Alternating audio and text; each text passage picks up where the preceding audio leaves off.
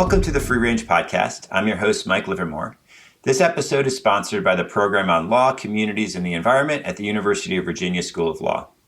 With me today is Michael Vandenbergh, a law professor at Vanderbilt, and Jennifer Cole, a postdoc in social psychology at the Vanderbilt Climate Change Research Network. Together, they've been working on a project examining political polarization around issues of climate change and recently COVID policies. Jennifer and Mike, thanks for joining me today. Thanks so much. So I find the topic of polarization and climate change to be a bit of a downer. It's frustrating and can seem kind of intractable and hopeless. But I take it that your message, at least as I understand it so far, is not one of doom and gloom. So I guess my first question, just to try to set us off on an optimistic direction, is, just generally, is there hope of overcoming what seems like this really intransigent, a deep partisanship that we seem to find ourselves in on the issue of climate change? So why don't I jump off and try to take a legal perspective on that and a policy perspective, and then turn it over to Jenny, who is our real social psychology expert on this, and she can describe some of the work we're doing and the themes that we're coming to as we try to think about how to deal with this incredibly difficult problem. So the first start, I would say, is that an encouraging piece of the work that we're doing is that if we can get out of the mental models that we're all in, if we can start by trying to understand the part of the population that thinks differently than we do, then we can begin to identify the kinds of remedies and the kinds of ways of communicating that can bridge the partisan divide. And so it's gloom and doom, but we are finding some things that are really intriguing. I'll start with one really important one and then turn it over to Jenny, who again is the real expert here.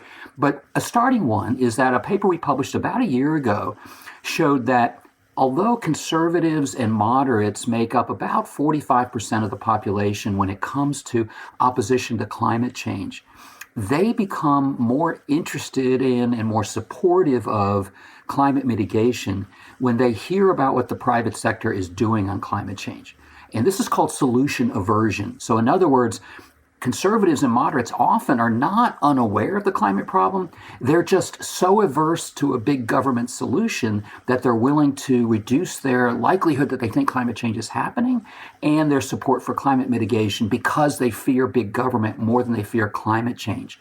But we found that when they hear about what the private sector is doing, they become more supportive. So that's our answer to solution aversion, and it's just one of several things that Jenny has underway right now. Yeah, and so I'll just add to that I think, there is a lot going on in the world that gives us reason for pessimism as far as overcoming the partisan gap on climate change, because people are so influenced by their political parties, so influenced by their groups. But I think the flip side of that is that the fact that people are influenced by their groups is also a reason for optimism, because there is a really good amount of social psychology research showing how we can leverage the extent to which people follow their groups to bring them close together on various issues. So if we can change what people think the norms are in their group, we can change what they think it means to uphold a certain identity, such as being a Republican or being a Democrat, and what that means as far as climate change. There are a lot of strategies that we can use to kind of take advantage of this group polarization process that drives people apart on climate change and actually use it to bring people closer together. Yeah, well, that sounds potentially promising. Maybe just as a bit of background question, you mentioned social psychology. Obviously, that's your field, but some of our listeners might not be familiar with the field. And so, what's the thumbnail description of social psychology as a discipline? What separates it from non-social psychology, and what are some of the questions you're interested in, and that kind of thing?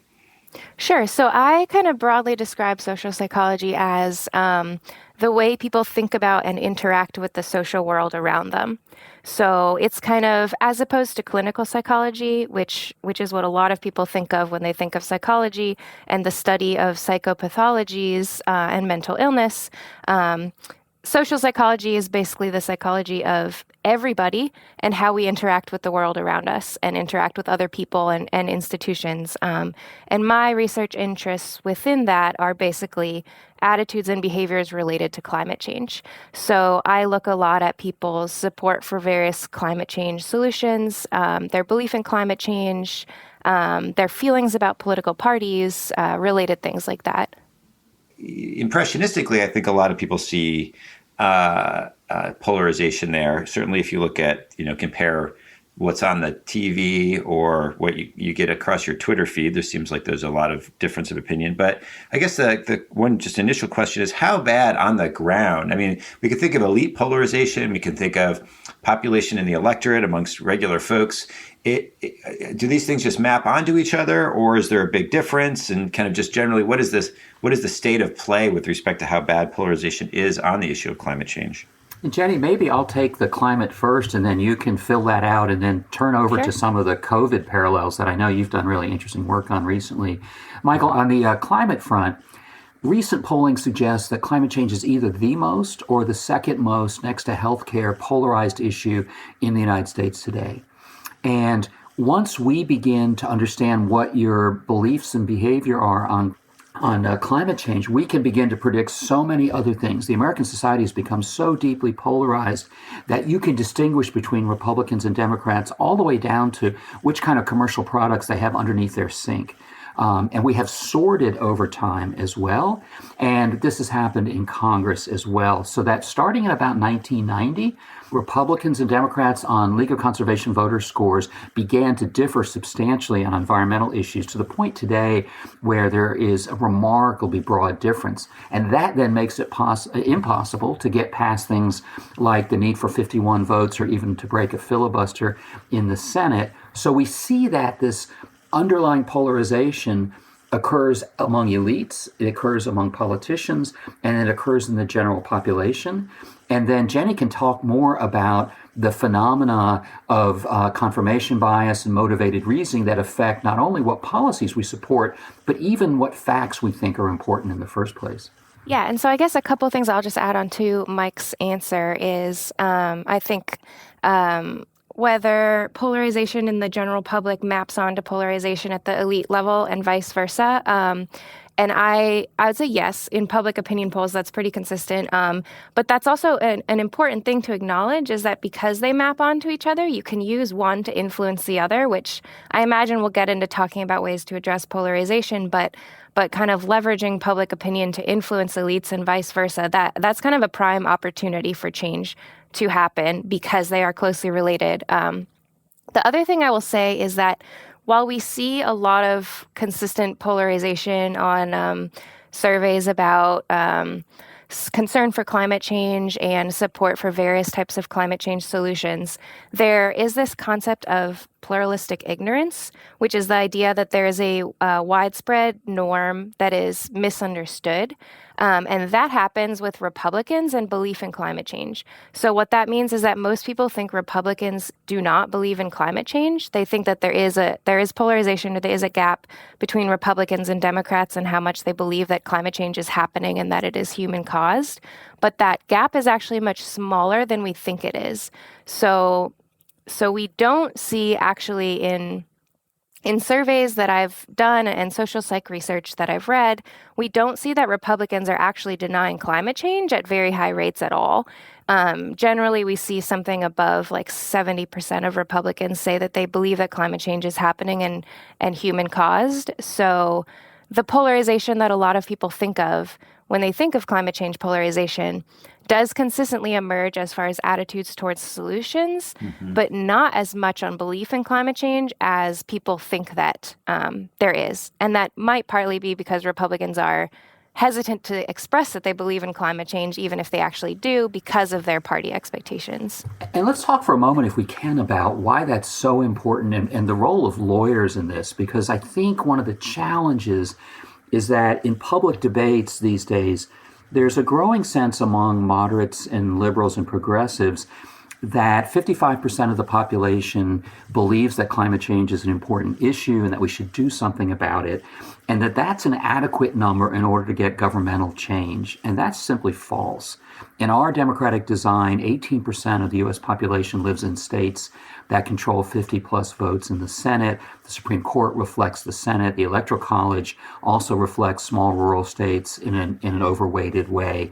And so one of the challenges is that people in the middle and on the left have gotten comfortable with the idea that they don't need to understand and somehow address the importance of the views of the 45% of the population. If you look at the Six Americas study, for example, which is the leading research in this area, the 45% of the population that actually is not on board with climate change. If you look in the last decade, the number of Democrats who support doing something about climate change has increased from in the 60s to roughly in the 80s.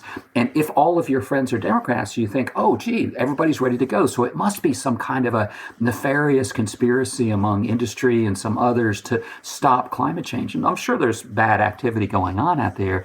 But if you step back a little bit and think about the democratic design, then you realize that it need not just be that. It might also be that in our democratic system, for better or worse, you simply don't get major stable social change with 55% of the population supporting climate change. So one of the things I try to do in my work is working with people like Jenny and our other postdocs and other experts around the world is think very carefully about making sure that the social scientists understand the importance of studying what moderate conservatives and conservatives think, because that ultimately is essential to the legal remedies that we can ultimately adopt. Yeah, so just kind of just return back to a point that was made a little earlier. Jenny, the point was raised just about the analogy to COVID and COVID policy. So maybe we can get that on the table as, as if things weren't complicated and bad enough. Let's put another difficult and contentious issue on the table. But maybe there's something useful that we can learn about, apparently something useful that we potentially could learn through the analogy. Yeah, so a lot of social psychologists who do research in this area have published and talked about how COVID as a societal problem has looked a lot like climate change on fast forward. So there are a lot of similarities, parallels between the issues in that they're both global threats in which everyone would need to change their lifestyles to address the threat, but also the threat impacts some groups of people more than others. And individual action on the part of just the people who are impacted is not enough to solve the problem. So it's kind of this widespread, global, we call it a collective action problem that quickly became, so COVID quickly became politically polarized. Climate change is politically polarized. So those are some of the parallels between the two issues. In kind of the political climate of them now, and then the types of behavior, the wide-scale behavior change that would be needed to address them. So I did a couple of research projects the past few years looking at political polarization surrounding COVID, and we see very, very similar patterns to climate change. So even though at the beginning of the pandemic, social psychological theory would have said that COVID would not have become as polarized as climate change because COVID is a global shared threat. And generally, the literature has said in the past that shared threats bring people together and inspire cooperation to address them. We unfortunately did not see that with COVID. So my research has basically just shown how people base their opinions about COVID-19 policies and solutions almost entirely on who is advocating for those solutions, as far as like politicians from either party or experts, rather than what the actual content of the proposed policy is. And that's very similar to climate change. So those are some of the parallels that we've been looking at. Yeah. I mean, one of the things I found striking and curious what we think of this analogy is, actually the difficulty of even elites affecting people's behavior once something or views once something becomes polarized. So, there's this kind of famous example of Donald Trump urging people to get a booster or get vaccinated in general at a rally and being booed. And if there's anyone who has a direct line into the Republican Party base, it's the former president. So So what do we? And my sense is that the folks at Fox News would actually be very pleased to encourage vaccination, and they get pushback from their view. It's like who's the dog and who's the tail, and who's wagging who.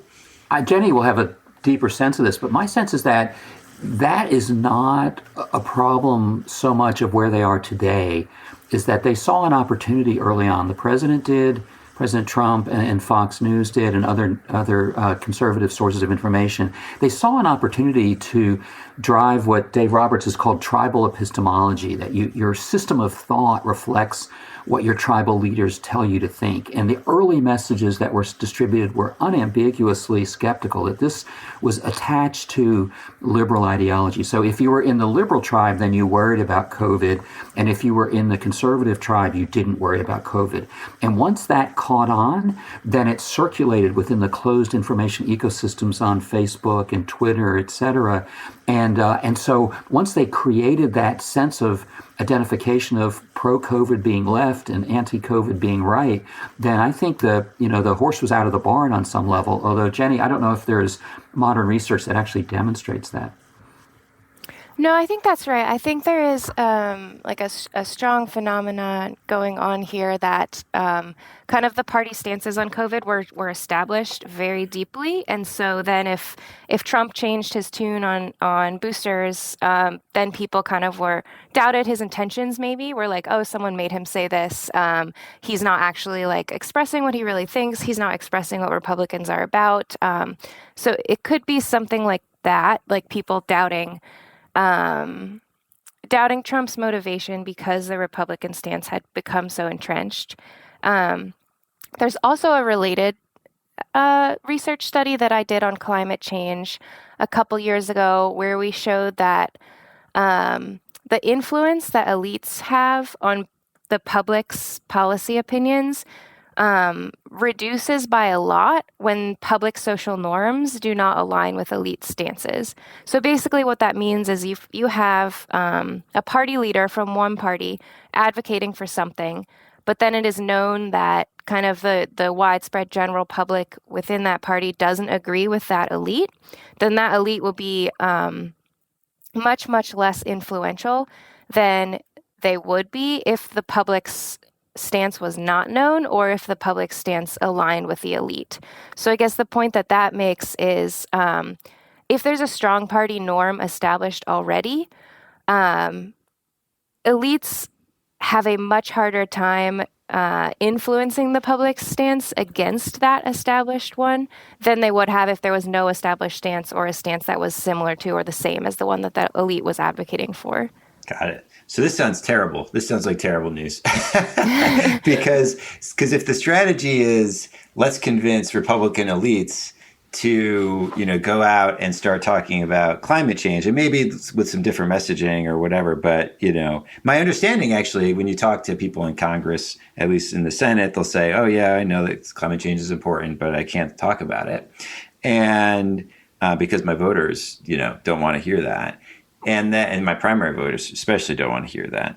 And then, and so it sounds like they're right in some ways, that if they were to go out and start making a lot of noise about climate change, it wouldn't be that the folks in the party would just kind of salute smartly and change their views accordingly. They'd probably find themselves out in their ear, and there'd be somebody else sitting in their former office in the Senate office building. Truly, it is the primary voters in both parties who are driving the polarization in the political system. So you have to win the primary in order to get in the general. And so you have to pivot from very strongly advocating the views of the more extreme wings of your party to then try to circle back and catch just enough of the middle to win an election. But you don't even have a chance to do that unless you get the polar wings. So I guess what I would say on that is that although it is true that in the current state of tribal identity, that let's say you're a Republican senator, you couldn't come out tomorrow and say, okay, I support a major carbon tax in most states. But it is also true that it is the tribal leaders who set the tone. People do not simply decide what they think is right or wrong and then move forward. And Jenny can say more on this. They literally look to those tribal leaders to define for them what they should believe. And we could talk about that across a whole range of different issues. So if you're a senator and you do understand the depth of the threat that climate change poses, and my own view is that it's second only to nuclear war as the most important threat to the planet. And if you do care about that, then the answer is sure. Maybe you can't go out tomorrow and say, I support government action. But our research shows that you could go out and spend time with every one of your audiences talking about what the private sector is doing, talking about the fact that Walmart has committed to 1 billion tons of carbon emissions reductions from its tens of thousands of suppliers around the world by 2030, an amount equal to Germany or Japan going carbon neutral.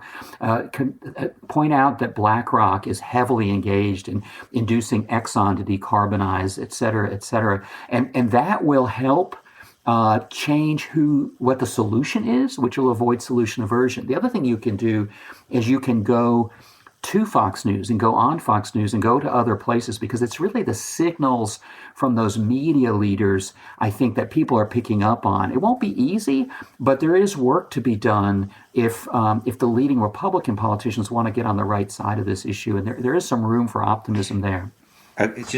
Jenny, I'd be curious about your thoughts on this, just to kind of state the question again. There's this let's just say there's a complex interaction between what it sounds like in any case is that there's a complex relationship between leaders and the broader public within, let's call them groups or identity groups or affiliation groups, or however we want to, whatever term we want to use there. And it sounded like what you were saying is that once an idea becomes fixed as, kind of constituting the views of the group, then it's very difficult for leaders to get off of that position and to still be accepted as leaders. Mm-hmm. So that sounds like a tricky problem. So for like a new issue, maybe, we could look to elites. There's a kind of a window. It sounds like there's potentially a window of opportunity. Maybe there was a window of opportunity with respect to COVID. And if elites in both political parties had just conveyed, look, this is important, we're going to take these public health measures, everyone get vaccinated when that's an opportunity, then the issue wouldn't have been polarized. But once that window kind of shuts and the views firm up, it sounds like it's more difficult to actually to convey that message in a way that's actually going to be heard. But maybe maybe there's some trick around that problem. So I'm just curious what your thoughts are. Yeah, I think you just made a lot of good points. So yes, I think exactly there is a window of opportunity before kind of the party stances become very widely known and solidified, at which getting people to align on an issue would be much easier. So that's definitely true. And unfortunately, we lost that window of opportunity with climate and COVID, but that's definitely something that can happen on a future issue. And also, before I get into a more detailed answer about kind of what to do once we pass that window of opportunity, I'll just say that I'm glad you brought up the idea that it is a very complex relationship between the general public and elites, because I think it's just important to acknowledge that there are a lot of complex systems here as far as the way that the public influences elites and the way that elites influence the public. And there's kind of a lot of qualifications about like what happens in certain contexts. And so we can talk in general about these ideas and about what the research has found, but there are always going to be nuances particular to various situations. So I guess basically the point I want to make is that yes, it is complex and it takes understanding and observing the nuances of different situations, because anytime you're studying human behavior, which is very different than studying hard science in the lab, you have to acknowledge that it's not a perfectly clean environment. So things might always be different than the broad theory predicts that they would be. So like broader studies are useful, examples are useful, and we can learn from all of it. So with that being said, then back to the question of what do we do once the window of opportunity is gone and a party's stances are kind of solidified, but elites or someone wants to make change on what the party norm is surrounding an issue? So I think the point that I was making earlier about, for example, when you said Trump getting booed when he advocates boosters at a rally, I think that that is a situation where there is a strong party norm and people are continuing to hear from most of their party members and most of their party leaders negative attitudes toward boosters, but then they hear from a single party leader, you should get your booster. That single party leader is not going to, even if it's Trump, who probably had more control over Republican Party norms than anyone, is not going to easily and quickly change the norm. I think if Trump were to continue that language over a long period of time and in various situations, like he probably would have had some effect. And to Mike Vandenberg's point that people take their understanding of reality from their political elite stances, that is true too. So if political elites say, this is how you should interpret and understand a certain situation or a certain policy issue, people will adopt that as their own understanding. If they don't have like a pre-existing understanding or knowledge of what their peers think ahead of time. So I think elites have more influence when peers' stances are not known, and peers have more influence when elites' stances are not known. So some ways that we can address how do you change a party's normative stance, I think are you could have party elites kind of express solutions and lead toward solutions that even if the issue has an entrenched party norm or polarization, that particular solution does not. That could be one pathway to bypass polarization. And I think Mike gets at this when he talks about private sector solutions, is that it's pretty widely understood what the two parties think about climate policy. It is not as widely understood what the two parties think about private sector solutions. So communication from elites on types of solutions that don't have entrenched views and polarization could be more effective. And I think that that's one reason why private sector solutions generate support, as Mike has seen in his research. And a second example of that is a recent conversation that I had with a leading conservative young activist on climate change mitigation. And I mentioned that one of the other areas that we work on is not just the private sector wedge, but the behavioral wedge, how you can change household behavior. And by the way, that's happened at a remarkable rate. We've had in the last decade, for the first time since the Second World War, a leveling off and now a decline in per capita household electricity use, which largely corresponds to the uptake of LED light bulbs and some other efficient technologies. And what I suggested to him is that a message that appeals to moderate and conservative norms about personal responsibility might be a way to reach that community on those issues. And his answer to me was, now you're speaking my language. Right. Whereas if I had framed it differently or framed it that way with a more liberal leader, I would have gotten the answer that it's not about individuals, it's about the social context. So sometimes that kind of simple framing that can match up with the underlying intuitions that people have about what is normatively correct can have a real effect here. Yeah, and the other strategy that I was going to suggest that research would support could help in changing stances when the party stances are already very solidified is it is not such a good sign for elite influence that a handful of elites do not have a whole lot of power to change a party's stances once the widespread norms are known. But I think on the flip side of that, it is encouraging as to the power of kind of bottom-up change. So if elites lose their influence when norms among the general public are known and are strong, or elite influence lessens when public norms are strong, then that means that public norms can be the source of change. So that means that in cases where maybe the elites aren't on board with where we want them to be, for example, maybe with climate change, the change can happen from the public. And like I mentioned before, more Republicans actually believe in climate change and are concerned about climate change than people generally think they are.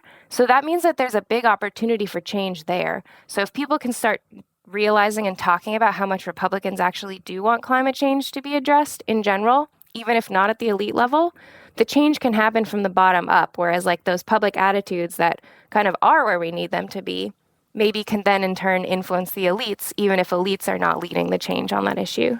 Yeah. Yeah, that makes a lot of sense to me. I think there's probably some hard questions about how you accomplish that. Let's say for the time being that we were to put a pause or to think outside the elite-driven strategy. So then rather than thinking about, how do we talk to Republican elites, convince them that climate change is important, and then develop strategies for them to try to bring the base along, maybe that's going to happen simultaneously. But instead, think about, circumventing that group of people because they have, their own set of incentives and they've got pressure coming from different directions, elite pressure to, kind of orient them to not be so concerned about climate change, right? Obviously, the fossil fuel industry wants to downplay the importance of these issues.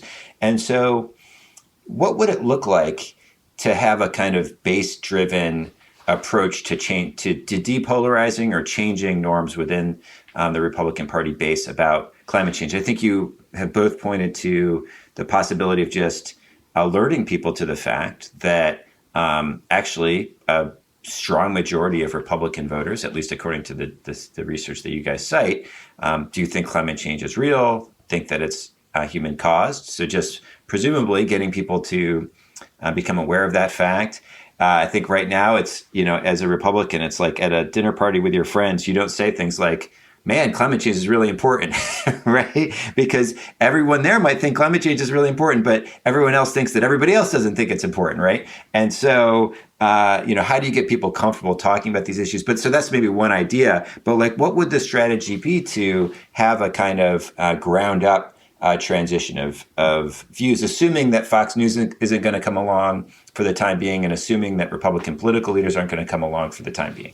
So a couple quick ideas, and I'm going to turn it over to Jenny because we both are just exploding with different ideas that we're working on right now. But I mentioned right at the beginning solution aversion. So that person at that dinner party, if we engaged in a campaign to inform Republicans about what other Republicans think to deal with pluralistic ignorance and about what the private sector is doing to deal with solution aversion, that person would then be armed at the dinner party to say, hey, did you see what BlackRock just did with Exxon in getting 3 new members of the board of directors to be selected? Did you see what the investment funds did with Chevron to get a shareholder proposal adopted to require that they disclose and reduce scope 3 carbon emissions from the oil and gas that they sell? And so the conversation could be about what the private sector is doing and about how many people that are their colleagues that are in their identity group or tribe are doing things that they're comfortable with. I serve on the board of an organization and sitting next to me in the meetings is someone who is remarkably powerful, moderate Republican, and who is on board with change because in the business they work in, environmental, social, and governance issues are commonly discussed and are the norm among the business people. And so it doesn't feel like it's the green bean sprout team that is not your identity group. It feels like your identity group doing the activity. So those are two. One last one I'll mention and turn it over to Jenny for some others is as we try to decarbonize the medical sector, and we have efforts underway with our medical center to try to develop ways to get hospitals and others to really reduce very dramatically their carbon emissions. One of the things we find most effective is that most docs really are not that into climate change one way or the other, but they care deeply about being able to recruit the best medical students and recruit and maintain the best faculty and docs and staff and nurses on their teams. And what we find being very persuasive is the fact that younger Republicans, millennials, and younger generations are far more pro-climate action than our older ones. And so publicizing that, identifying that, using that for employee recruitment and retention is another way to get a bottom-up kind of change. And I'll turn it over to Jenny for some others.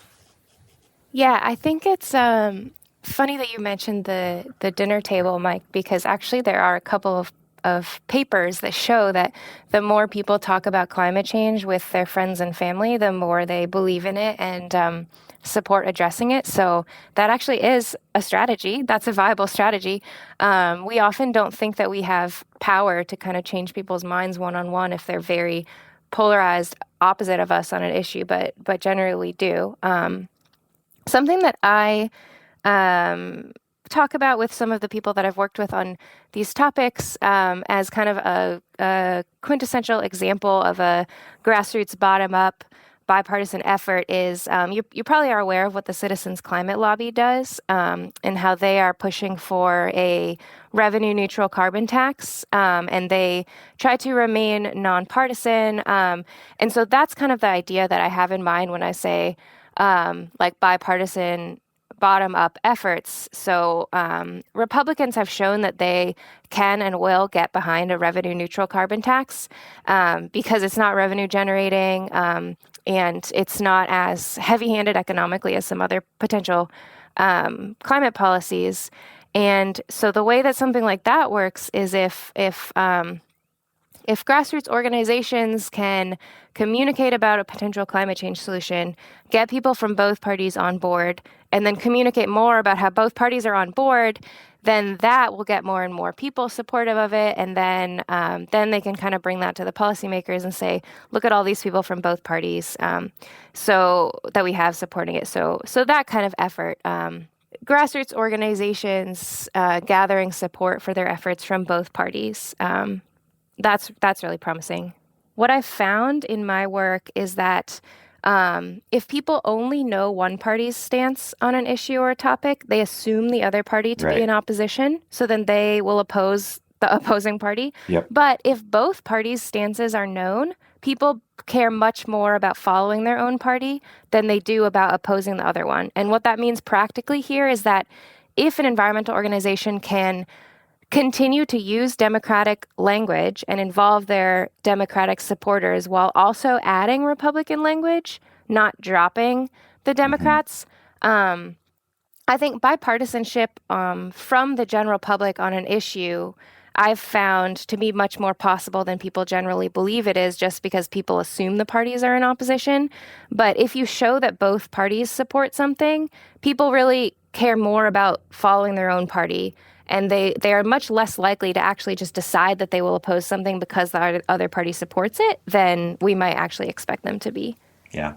Yeah, that's interesting. In the kind of the current environment, especially in the fundraising environment, one of the things that we're missing, let's just say this, in the US that doesn't exist is a really very far right pro-environment group. And what I mean by that is, an organization that supports addressing climate change, that cares about clean water, clean air, all this kind of standard environmental issues, that is also, pro-life. Now, maybe that's explicitly or implicitly, but, where the groups are, where the staff, the leadership are pro-life, the same way that, frankly, in environmental groups that we actually have, all are very close to all of the members and senior leadership would be pro-choice. That, this kind of right-oriented environmental group would be against gun control, right? Would use language around, say, traditional families that people on the left would be very uncomfortable with, would have reasons to be very uncomfortable with. Where people would say endorse like the Blue Lives Matter kind of language, right?